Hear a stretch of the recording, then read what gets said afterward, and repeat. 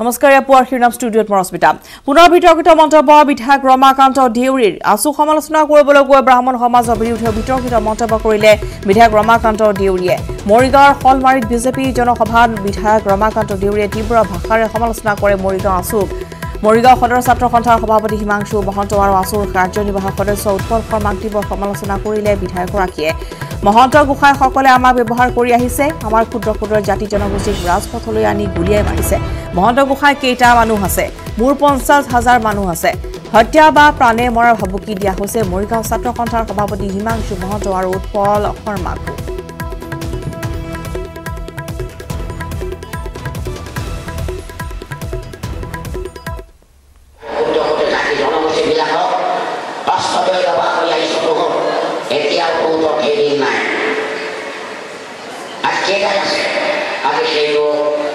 হিমাংশু মহন্ত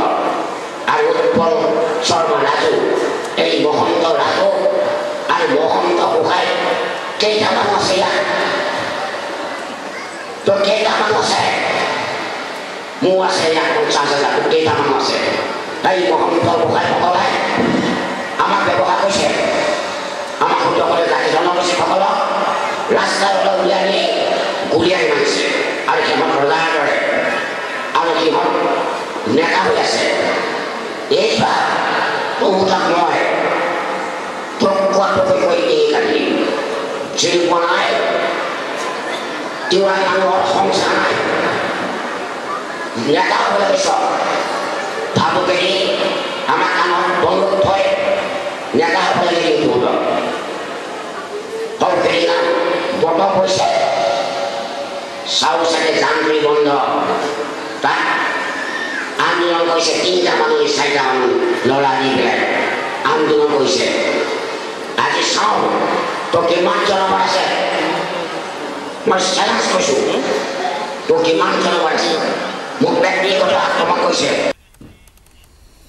দুৰ্নীতি নিবাৰক শাখাৰ জালৰ পৰা ডিএফঅ যাদৱ চন্দ্ৰনাথৰ লখিমপুৰ আৰু গুৱাহাটীৰ ঘৰত দুৰ্নীতি নিবাৰক শাখাৰ অভিযান ডিএফঅ যাদৱ চন্দ্ৰনাথৰ ঘৰত উদ্ধাৰ কৰা হৈছে 9,16,400 টকা গ্ৰেপ্তাৰ পিছতে হেঙৰাবাৰীৰ হাউচিং কলনীৰ ঘৰত অভিযান চলাই দুৰ্নীতি নিবাৰক শাখাই আনহাতে এছিএফ জেচিনুদ্দিন আহমেদৰ কটাবাৰীৰ ঘৰতো অভিযান চলাই দলটোৱে উল্লেখযোগ্য যে সোমবাৰে ঘোষ লৈ হাতেলতে ধৰা পৰিছে ডিএফঅ যাদৱ চন্দ্ৰনাথ আৰু এছিএফ জেচিম উদ্দিন আহমেদ ইফালে পলায়নৰ পিছতে দুৰ্নীতি নিবাৰকৰ হাতত ধৰা দিলে কৰ্মচাৰী প্ৰণৱ দত্তই উৎকুচৰ ধন বিচাৰি ট্ৰেক্টৰ মালিক মহম্মদ জামিৰ উদ্দিনলৈ ফোন কৰিছিল কৰ্মচাৰী প্ৰণৱ দত্তই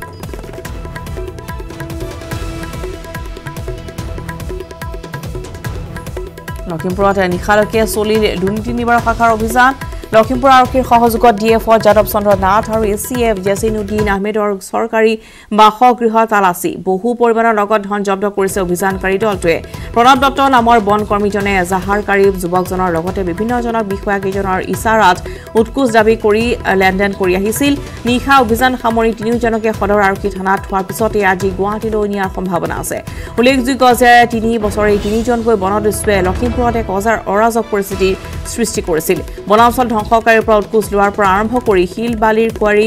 টিম্পাৰ ডিপু আদিৰ পৰা সংগ্ৰহ কৰিছিল ধন অৱশেষত জমিৰুদ্দিন নামৰ যুৱকজনে দুৰ্নীতি নিবাৰক শাখাৰ ওচৰত এজাহাৰ ভিত্তিত গ্ৰেপ্তাৰ কৰিছে ঘুষখোৰ বিষয়াকেইজনক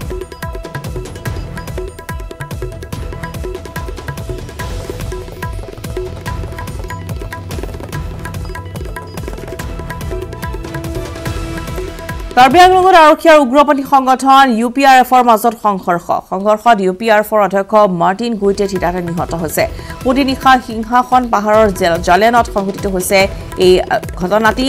আৰক্ষী আৰু কামাণ্ডো বাহিনীয়ে চলাইছিল এই অভিযানৰ নেতৃত্ব দিছিল মাঞ্জা থানাৰ ওসি জিতুমণি দেখাই উল্লেখযোগ্য যে আগষ্ট মাহত ইউপিআৰএফৰ অধ্যক্ষ মাৰ্টিন গুইটে বোকাজনৰ এটা বনভোজস্থলীত সাধাৰণ লোকৰ সৈতে সেলফি উঠিছিল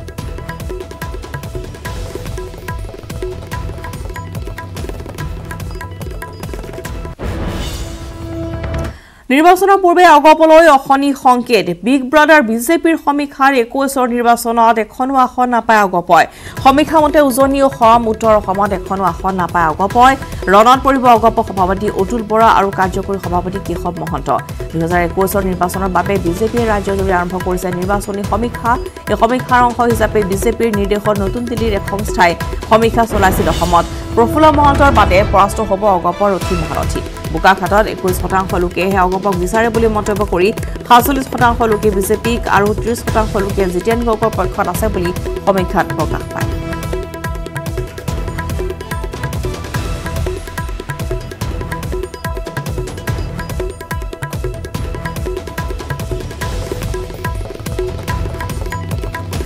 প্ৰাৰ্থিতাক লৈ বোকাখাট সমষ্টিত অগপ বিজেপিৰ মাজত যুঁজ 2021ৰ নিৰ্বাচনৰ বিভিন্ন ৰাজনৈতিক দলৰ প্ৰাৰ্থিত প্ৰয়াসীৰ জনপ্ৰিয়তাৰ ওপৰত সৰ্বভাৰতীয় এক সংস্থাই প্ৰকাশ কৰা সমীক্ষাত বোকাখাট সমষ্টিৰ বিধায়ক অতুল বৰাৰ জনপ্ৰিয়তাৰ হাৰ মাত্ৰ 21%হে ইয়াৰ বিপৰীতে বোকাখাট বিজেপিৰ যুৱ নেতা আকাশ ফুকনৰ জনপ্ৰিয়তাৰ হাৰ 47% ইয়াকে লৈ উৎসাহিত হৈ পৰিছে বোকাখাট সমষ্টিৰ বিজেপিৰ প্ৰাৰ্থিত প্ৰয়াসী আকাশ ফুকনে সাংবাদিকৰ আগত প্ৰকাশ কৰা মতে বোকাখাটৰ বিজেপিৰ কৰ্মকৰ্তাসকলে আগন্তুক বিধানসভা নিৰ্বাচনত অগপ বিজেপিৰ মিত্ৰতা বিচাৰিলেও বোকাখাট সমষ্টিটো এইবাৰ অগপক এৰি দিব বিচৰা নাই বোকাখাট বিজেপিয়ে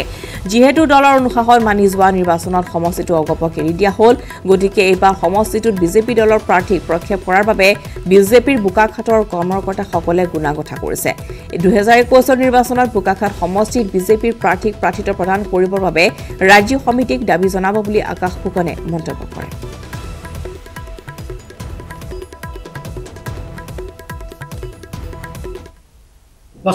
সজোৰে বোকাখাট বিজেপি ভাৰতীয় জনতা পাৰ্টি অৰ্থাৎ বিজেপিয়ে ৰাজ্যিক সমিতিৰ ওচৰত আমি দাবী উত্থাপন কৰিব যে আমাক ভাৰতীয় জনতা পাৰ্টি প্ৰাৰ্থী লাগে এজন প্ৰাৰ্থী হিচাপে আপুনি নিজকে প্ৰক্ষেপ কৰাৰ ভাৱনা আছে প্ৰাৰ্থী হিচাপে মই আবেদন কৰি বুলি ভাবিছোঁ কিন্তু সেইটো বৰ বিশেষ মুখ্য বিষয় হ'ব নোৱাৰে কিন্তু ভাৰতীয় জনতা পাৰ্টিৰ তৰফৰ পৰা এজন প্ৰাৰ্থী লাগে আমাৰ যি চিম্বল আছে ভাৰতীয় জনতা পাৰ্টিৰ পদুম ফুলৰ চিম্বল মিত্ৰতাও বিচাৰিছে কিন্তু কাৰ্যকৰ্তা হ'ল কিন্তু মিত্ৰতাত ভাৰতীয় জনতা পাৰ্টিৰ প্ৰাৰ্থী পাব লাগে সেই কথাটো লৈ ইতিমধ্যে ব্যাপক গুণাগত আলোচনা হৈছে এতিয়া সময় আহিব উপযুক্ত সময়ত আমাৰ ৰাজ্যিক সমিতিৰ ওচৰত সেই বিষয়ে আমি অৱগত কৰিম আমি আবেদন জনাম সন্তুষ্টি অসন্তুষ্টি কথাটো সংস্থাটোৱে যিটো ক'লে সন্তুষ্টি হ'লে সংস্থাটোৰ প্ৰতি তেওঁ যিজন বৰ্তমানৰ বিধায়ক বা মন্ত্ৰী তেওঁতো 47ৰ হ'বলৈ যাব লাগিছিলে কিন্তু 47 নহ'ল মই যোনটো জনাত মই দেখিছোঁ মই যেনেকৈ নিজৰটো 47 দেখিছোঁ তেওঁতো 21 দেখিছোঁ সেইটো মই নিজে আচলতে আচৰিত কথাটো অস্বাভাৱিক আমাৰ কাৰণে হয়তো ক'ৰবাত নহয় ক'ৰবাত খুঁত ৰৈ গৈছে সমাগত বিটিসি নিৰ্বাচনত জয়ী হৈ পৰিষদ দখল কৰিব নোৱাৰিলে ৰাজনীতিৰ পৰা সন্যাস ল'ব কোকৰাঝাৰ লোকসভা সমষ্টিৰ সাংসদ নৱ কুমাৰ শৰণীয়াই মুছলপুৰত এই কথা ঘোষণা কৰিছে সাংসদ শৰণীয়াই বিটিএডিৰ অবৰু ৰাজ্যৰ সুৰক্ষা আৰু নিৰাপত্তাৰ বাবে সাংসদ হৈছো বিটিএডিৰ আমাৰ সকলো অধিকাৰ খৰ্ব হৈছে সেয়েহে আমি শেষ আশ্ৰয় হিচাপে ৰাজনীতিত আচৰিত হৈ পৰিছো ইয়াতো যদি আমি জয়ী হ'ব নোৱাৰো তেন্তে কাৰ হৈ ৰাজনীতি কৰিম যদি আমি ৰাজনৈতিকভাৱে অধিকাৰ আদায় কৰিব নোৱাৰো তেন্তে মই সাংসদ হৈ থকাৰ কোনো অৰ্থ নাথাকিব বুলি মন্তব্য কৰি এইবাৰ বিটিসি পৰিষদ দখল কৰিব বুলি নিশ্চিতি প্ৰদান কৰে আনহাতে 27 অক্টোবৰ পিছত এদিনৰ বাবেও যদি ৰাজ্যপাল শাসন বৃদ্ধি কৰা হয় তেনেহলে বিটিসি জ্বলিব বুলি হুংকাৰ দিয়ে সাংসদ শৰণীয়াই বিপিএফৰ কাৰ্যকাল শেষ হোৱাৰ পিছত ৰাজ্যপাল শাসন বিচাৰিছিল কিন্তু এতিয়া গণতন্ত্ৰ ৰক্ষাৰ স্বাৰ্থত কাৰোবাৰ বয়মতালি আৰু ৰাজনৈতিক স্বাৰ্থৰ বাবে যদি এদিনৰ বাবেও ৰাজ্যপাল শাসন বৃদ্ধি কৰা হয় তেতিয়া বিটিসি ৰাইজে ভয়ংকৰ গণতান্ত্ৰিক কাৰ্যসূচী হাতত ল'ব বুলি হুংকাৰ দিয়ে শৰণীয়াই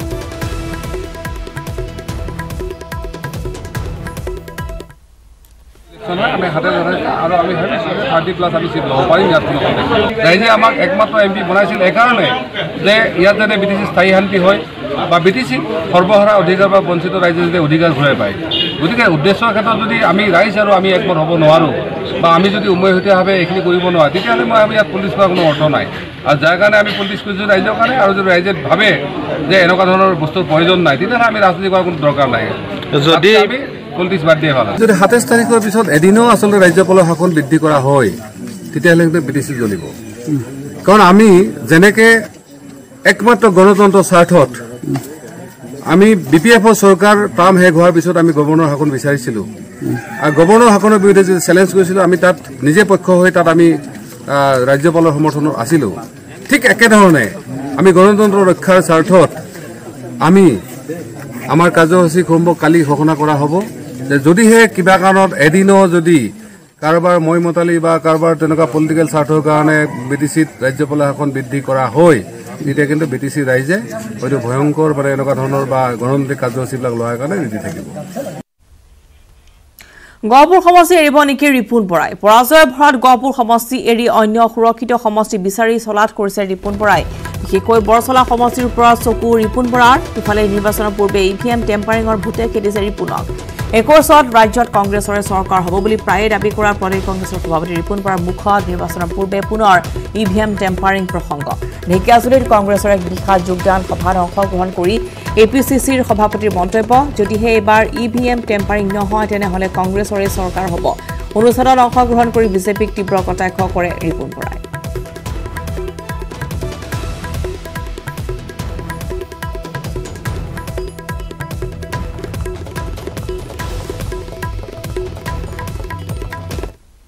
নিমন্ত্ৰণ কৰিছে নট অনলি বৰচলা বহু ঠাইৰ পৰাই নিমন্ত্ৰণ কৰিছে নতুন আঞ্চলিক দলকেইটাৰ লগত আপোনালোকৰ কিবা নতুন আঞ্চলিক দলক আমি বিগিনিঙৰ পৰা আৰম্ভণিৰ পৰা আমি নতুন আঞ্চলিক দলক আমি আহ্বান জনাই আছোঁ যে বিজেপিক উৎখাত কৰিবৰ কাৰণে আমি সকলো একত্ৰিত হ'ব লাগে আৰু আমি কংগ্ৰেছে আমাৰ বহল অন্তৰৰ পৰিচয় দি যদিও আছুৱে প্ৰত্যাখ্যান কৰিছে আমাৰ কৃষক মুক্তিও মাজে মাজে ৰিজাৰ্ভেশ্যন প্ৰকাশ কৰিছে তথাপি আমি শেষ মুহূৰ্তলৈকে আমাৰ দুৱাৰ খোলা থাকিব আপুনি কওক যে তেওঁলোক ভগৱান নেকি ভগৱানতকৈও কাৰেক্ট কথা কয় যে ইমানখন পাম ইমানখনেই পাম ইমান ভোট পাম ইমান ভোটেই পাম গতিকে সেইবিলাক আছে কিন্তু এইবাৰ আমি সেইটো আমি যথেষ্ট প্ৰটেকশ্যন ল'ম এখন কম ভোট পাম বুলি নকওঁ যিমানেই তেতুফালি বিজেপিয়ে নকওঁ যে এখন পাব আপোনালোকে লিখি ৰাখক আজি যদি EVMত তেওঁলোকে ঘোটলা নকৰে তেতিয়াহ'লে কংগ্ৰেছৰ নেতৃত্বত মহাজোঁটৰ চৰকাৰ হ'ব অসম আমি কেতিয়াও কোৱা নাই AIUDFৰ লগত মিত্ৰতা অকলে বুলি আমি সদায় মহাজোঁটৰ কথা কৈছোঁ আৰু বহুত দল আছে বামপন্থী দল আছে আমি সকলোৰে লগত পৰ্যায়ক্ৰমে বিভিন্ন আলোচনা আমাৰ চলি আছে অহা 8 তাৰিখেও আছে আমাৰ আলোচনা খবৰ পোৱাৰ শিৰোনামৰ সময় হৈছে টিভিৰটিৰ মুনিচিপালিটিৰ মাজলৈ আজি দ্বিতীয় দিনৰ বাবে ৰাজ্যত অব্যাহত আছে অনিৰ্দিষ্টকালীন চকাবন্ধ কাৰ্যসূচী কেইবাটাও সমস্যা সমাধানৰ দাবীত মটৰ পৰিবহণ সন্থাই জনোৱা চকাবন্ধৰ ফলত সোমবাৰৰ পৰা বন্ধ হৈ আছে যাত্ৰীবাহী বাহন যাৰ ফলত হাৰাশাস্তিৰ সন্মুখীন হৈছে যাত্ৰীসকল ৰাজ্যত কেইখনমান পৰিবহণ বিভাগৰ বাছ চলাচল কৰিছে যদিও অত্যাধিক যাত্ৰী হোৱাত হাহাকাৰ অৱস্থাৰ সৃষ্টি হৈছে ইফালে কোভিড প্ৰটকল ভংগ কৰি STCৰ বাহনত অত্যাধিক যাত্ৰী কঢ়িওৱা পৰিলক্ষিত হৈছে আজি ৰাজ্য চৰকাৰৰ সৈতে আলোচনাত বহিব মটৰ পৰিবহণ সন্থা আৰু কি আলোচনা কৰা হয় বা কেনেধৰণৰ সিদ্ধান্ত গ্ৰহণ কৰা হয় সেয়া পৰৱৰ্তী সময়তে লক্ষণীয় হ'ব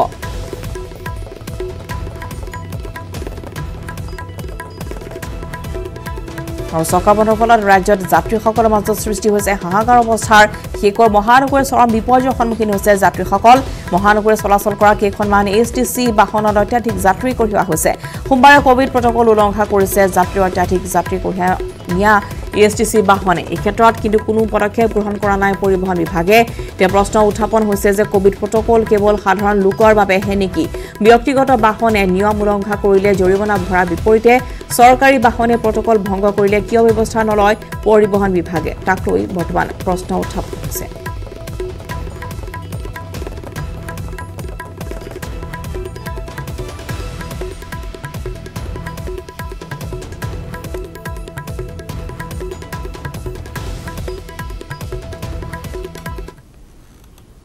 শোণিতপুৰৰ চাৰিদুৱাৰৰ চেঙেলিমাৰীত প্ৰাক্তন NDAPৰ প্ৰতিবাদ সংস্থাপনৰ আগতে শ্বহীদ পৰিয়ালৰ ক্ষতিপূৰণৰ দাবী বড়ো শান্তি চুক্তি অনুসৰি মূল খুঁটিলৈ উভতি অহা NDAPৰ সদস্যসকলক চৰকাৰে বিভিন্ন প্ৰতিশ্ৰুতি দিয়াৰ লগতে সংস্থাপন দিয়াৰ কথা ঘোষণা কৰিছিল যদিও আজি পৰ্যন্ত কোনো এজন NDAPৰ সদস্যকে সংস্থাপন নিদিয়াৰ অভিযোগ উত্থাপন হৈছে যিসকল NDAPৰ সদস্যৰ শ্বহীদ পৰিয়ালৰ ক্ষতিপূৰণ NDAPৰ সদস্যসকলৰ বিৰুদ্ধে গোচৰ উঠাই লোৱাৰ উপৰিও NDAPৰ চিফ ৰঞ্জন দৈমাৰীক অতি শীঘ্ৰে কাৰাগাৰৰ পৰা মুকলি কৰি দিয়াৰ দাবী তুলি প্ৰাক্তন NDAPৰ সদস্যসকলে প্ৰতিবাদ সাব্যস্ত কৰে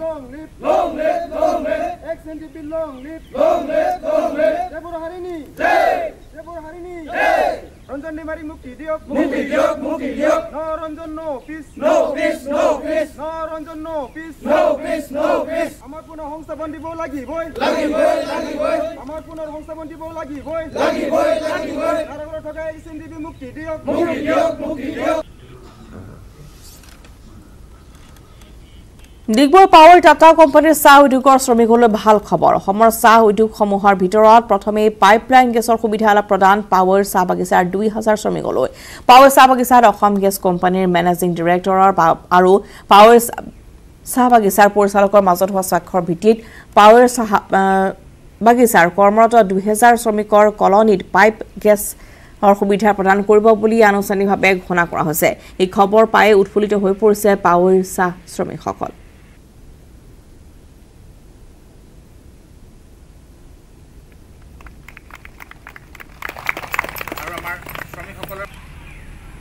আমাৰ সহনবৰ ৰীনা কাকতি গগৈৰ এক ৰিপৰ্ট ঠগ শোষণ আৰু প্ৰবঞ্চনাৰ বলি হৈ থকা চাহ শ্ৰমিকসকলৰ বাবে অৱশেষত আহিল ভাল খবৰটো অসম চৰকাৰে ঘোষণা কৰা চাহ শ্ৰমিকসকলৰ বাবে যি পাইপলাইন গেছৰ সুবিধা সেই সুবিধা অসমৰ ভিতৰত পোনপ্ৰথমবাৰৰ বাবে ডিগবৈ পাৱাৰ চাহ বাগিচাৰ শ্ৰমিকসকলে পাবলৈ সক্ষম হৈছে হয় মই এতিয়া উপস্থিত আছোঁ ডিগবৈ পাৱাৰ চাহ বাগিচাত ইয়াত দেখা গৈছে অসম গেছ কোম্পানী আৰু চাহ বাগিচাৰ কৰ্তৃপক্ষৰ যি তেওঁলোকৰ বুজাবুজি আৰু তেওঁলোকৰ স্বাক্ষৰ আধাৰত ইয়াত থকা যিসকল শ্ৰমিক সেই শ্ৰমিকসকলে ঘৰে ঘৰে পাইপলাইনৰ যি গেছৰ সুবিধা পাবলৈ সক্ষম হ'ব আমাৰ লগত আছে অসম গেছ কোম্পানীৰ মেনেজিং ডাইৰেক্টৰ আমি তেওঁৰ পৰা জানিব চেষ্টা কৰিম কি ক'ব আপুনি ক্ষেত্ৰত অসম চৰকাৰৰ উদ্যোগত অসম গেছ কোম্পানীয়ে এটা আঁচনি লৈছে যাৰ ফলত অহা 3 বছৰত 2 lakh gas connection domestic gas connection দিয়া হ'ব কিন্তু ইয়াৰ ভিতৰতে এটা অসম গভৰ্ণমেণ্টৰ এটা গাইডেন্সত আমি চাহ বাগানবিলাকত চাহ শ্ৰমিকবিলাকত যাতে গেছৰ কানেকশ্যন বিলাক সোনকালে পায় তাৰ কাৰণে আজি এটা আমি চুক্তি এটা স্বাক্ষৰ কৰিছোঁ টাটা কোম্পানীৰ পাৱাৰ এই ডিগবৈ বাগানৰ লগত য'ত আমি ইয়াতে 2000 যিটো শ্ৰমিকৰ লেবাৰ কলনী আছে শ্ৰমিকৰ কলনী আছে এই কলনীত আমি প্ৰত্যেক ঘৰতে আমি গেছৰ কানেকশ্যন অহা 2 মাহৰ ভিতৰতে আমি দিম আৰু এইটো যিটো আমাৰ আঁচনি এই আঁচনিটো জাষ্ট আৰম্ভণিহে আমি চেষ্টা কৰিম অসমৰ যিমান বাগান আছে শ্ৰমিকৰ প্ৰত্যেক ঘৰতে যাতে গেছ ঘৰে ঘৰে যাতে গেছ যায় তাৰ ব্যৱস্থা কৰা আমি প্ৰবঞ্চনা আমি চলাই আছোঁ আমি ঘৰে ঘৰে কামিয়াৰ মেইনলি মাইকীবিলাক আমাৰ ৱৰ্কফৰ্চ মেজৰ ৱৰ্কফৰ্চ হয় আমাৰ উইমেন চ' ইহঁতি মাইকী মানুহ তিতি আহে গোটেই দিনটো কাম কৰি আহে খুৰীটো তিতা ভাত বনাবলৈ বহুত টান পায় ধোঁৱা হয় এইটো কাৰণে ভেণ্টিলেশ্যনটো নাই এইটো কাৰণে বেমাৰো হয় লাংছটো এফেক্ট হৈ যায় চ' টিউবাৰকুল'চিছ বহুত হাই প্ৰেভেলেঞ্চ আছে আমাৰ টি ইণ্ডাষ্ট্ৰীত চ' এইটো মানে হিষ্টৰিকেল মমেণ্ট হয় এইটো ভাষা ক'বলৈ গ'লে চ' আমাৰ অনেক ধন্যবাদ AGCL और हमारे APPL हमारे कंपनी जी इमानटू इनिशिएटिव लय एटू हमार दुनियार एटा हमार कामिया करने व्यवस्था হয় যেটো ক'ব লাগিব শ্ৰমিকসকল সঁচাই উপকৃত হ'ব বুলি ক'ব লাগিব আজি হেতু গ্যাস সিলিন্ডার বুক কৰিব বা পাইপলাইন গ্যাস বুক কৰিবলৈ সৰ্বসাধাৰণ ৰাইজে বহুত টকা দিব লাগে কিন্তু এই শ্ৰমিকসকলৰ বাবে বিশেষ সুবিধা লাভ আৰু ইতিমধ্যে বিতৰ্কিত মন্তব্য কৰি বৰ্তমান বিপদত সংখ্যাই নাম সংখ্যাই পৰিছে ৰমাকান্ত দেউৰী বিধায়ক ৰমাকান্ত দেউৰী আশু সমালোচনা কৰিবলৈ গৈ তেওঁ ব্ৰাহ্মণ সমাজৰ বিৰুদ্ধেও বিতৰ্কিত মন্তব্য কৰিছিলে এই মুহূৰ্তত এখন সংবাদমেল সম্বোধন কৰিছে আমি পোনপটীয়া কৰিব গৈছো মোৰ ব্যক্তিগতভাৱে আক্ৰমণ কৰিছিল এই ব্যক্তিগতভাৱে আক্ৰমণ কৰাৰ কাৰণে মই আবেগিক হৈ মই ল'ৰা দুজনৰ নাম কৈছিলোঁ কিন্তু আবেগিক হৈ মোৰ নামটো ওলাই গ'ল বামুণ সমাজৰ নামটো ভুলবশতে বাৰু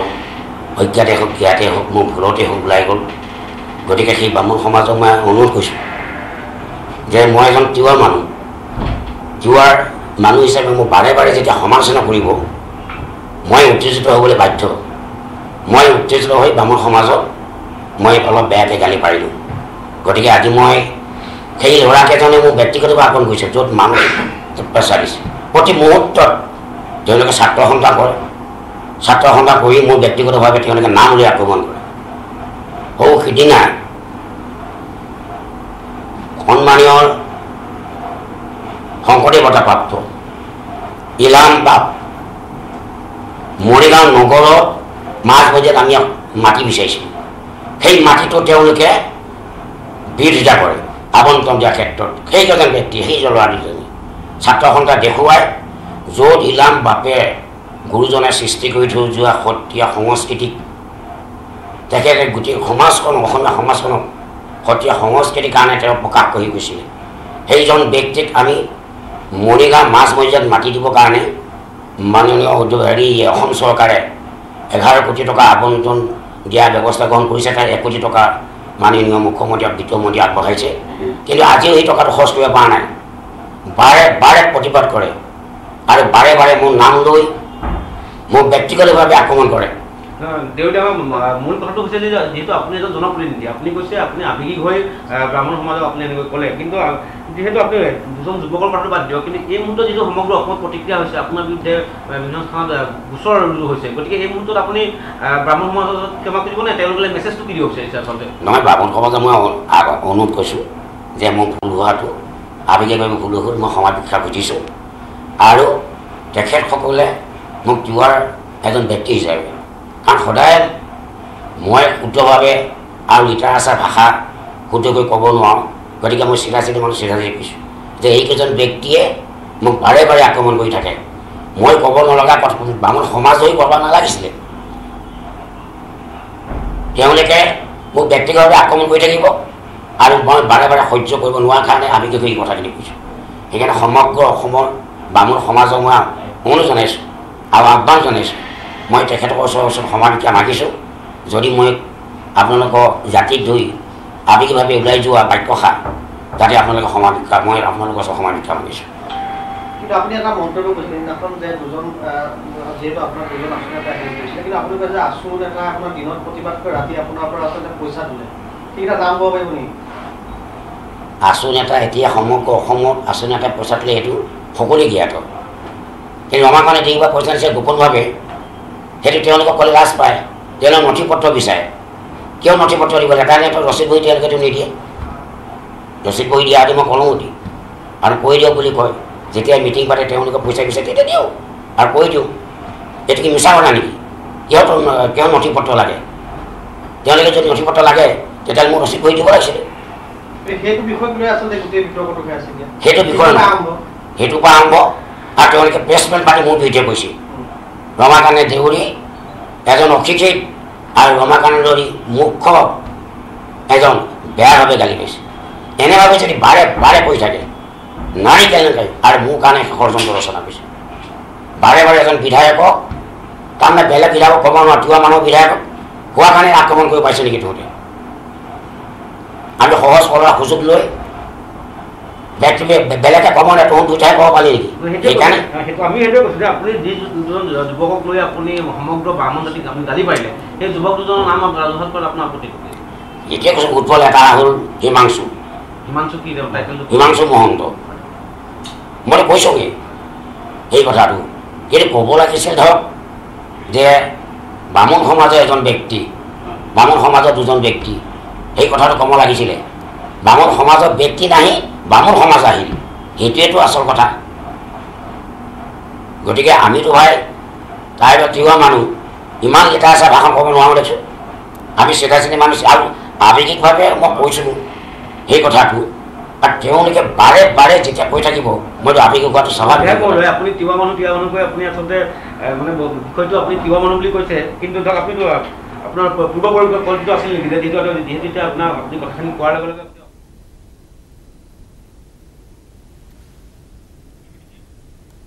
আৰু এনেদৰে ব্ৰাহ্মণ সমাজক ক্ষমা প্ৰাৰ্থনা এতিয়া ৰমাকান্ত দেউৰীৰ, আৰু তেওঁ